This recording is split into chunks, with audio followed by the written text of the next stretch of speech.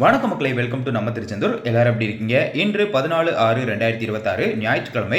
இன்னைக்கு நம்ம திருச்செந்தூர் முருகன் கோவில்ல காலையில இந்த வீடியோ எடுக்கப்பட்ட நேரம் 7:30 இருந்து 8 மணிக்குள்ள எடுத்தோம். நம்ம வீடியோ எடுத்த நேரத்தில் இன்னைக்கு பொது தரிசன வரிசையில பக்தர்கள் கூட்டம் ரொம்ப ரொம்ப ரொம்ப அதிகமா இருக்காங்க. அதாவது டைட்டில் பார்த்த உடனே தெரிஞ்சிருக்கும், இயல்பு நிலைக்கு திரும்பிய திருச்செந்தூர் முருகன் கோவில் அப்படிங்கிறது தான் உண்மை. இன்னைக்கு நம்ம பொது தரிசன வரிசையில் இருக்கக்கூடிய பக்தர்கள் கூட்டத்தை வச்சு பார்க்கும்போது சாமி தரிசனம் பார்க்கறதுக்கு குறைஞ்சது 5 முதல் 6 மணி நேரம் கூட ஆகலாம்னு நினைக்கிறேன். அந்த அளவுக்கு பொது தரிசன வரிசையில பக்தர்கள் கூட்டம் இருக்காங்க.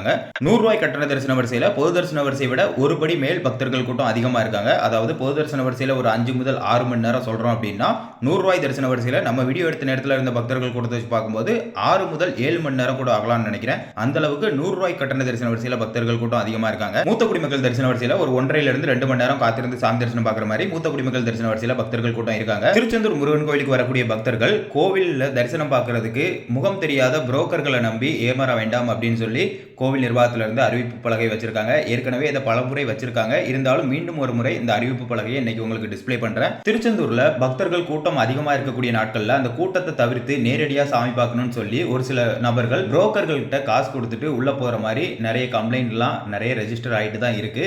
அந்த மாதிரி எந்த செயலையும் பண்ணாதீங்க.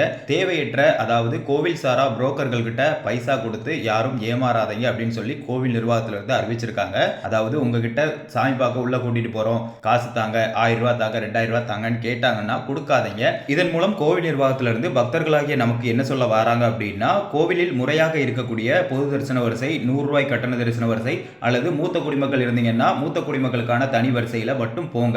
முறையற்ற முறையில் தேவையற்ற நபர்களை, புரோக்கர்களை நம்பி காசு கொடுத்து ஏமாறாதீங்க அப்படின்னு சொல்லி கோவில் நிர்வாகம் பக்தர்களுக்கு தெல்ல தெளிவா சொல்ல வராங்கன்னு மட்டும்தான் புரியுது நமக்கு. அதனால பக்தர்களும் கோவிலில் இருக்கக்கூடிய அந்த முறையான தரிசன வரிசையை பயன்படுத்துமாறு நம்ம திருச்செந்தூர் சேனல் சார்பாகவும் கேட்டுக்கொள்கிறோம். உங்ககிட்ட சாமியை பார்க்க காசு தாங்க, நாங்க கூட்டிட்டு போறோம் அப்படின்னு சொல்லி கோவிலுக்கு முன்னாடி இருந்து யாராவது உங்களை அணுகுனாங்கன்னா அவங்கள நம்பி போகாதீங்க அப்படின்னு சொல்லி கோவில் நிர்வாகத்துல இருந்து திரும்ப திரும்ப சொல்றாங்க. பக்தர்கள் அதை ஃபாலோ பண்ணுங்க. இல்ல அப்படின்னா பின்னாடி வருத்தப்படுவீங்க. இதை நான் எதுக்காக சொல்றேன்னா அதுக்காக தான் சொல்றேன்.